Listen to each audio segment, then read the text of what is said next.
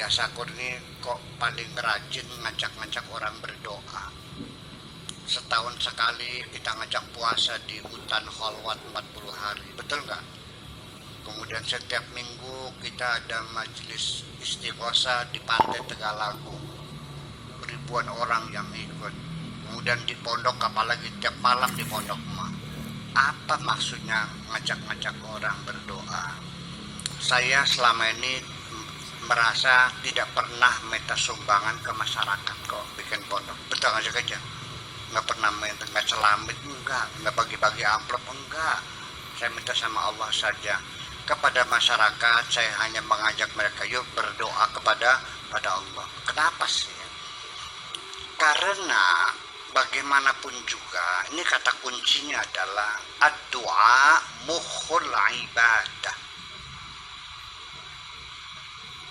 Kalau as-sholatu imaduddin, tapi ad-du'a mukhul ibadah. Doa itu otaknya, otak.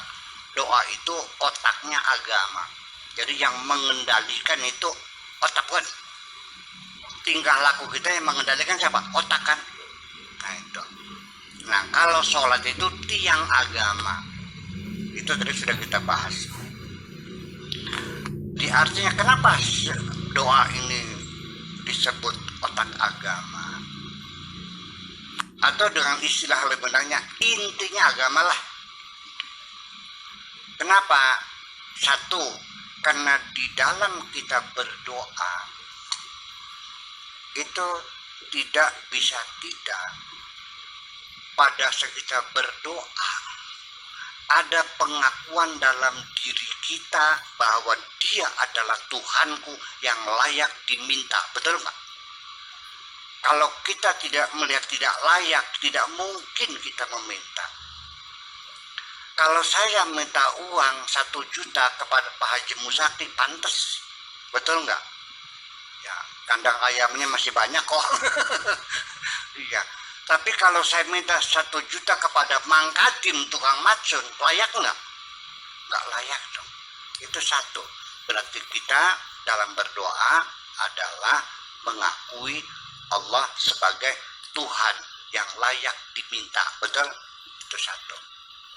Dan yang kedua, engkau mengakui dirimu sendiri sebagai hambanya.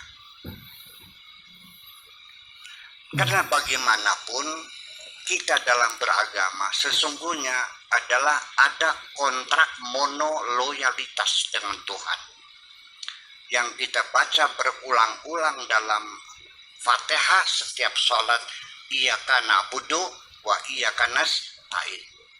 Maknanya bukan aku mengabdi kepadamu dan aku meminta pertolongan kepadamu, bukan.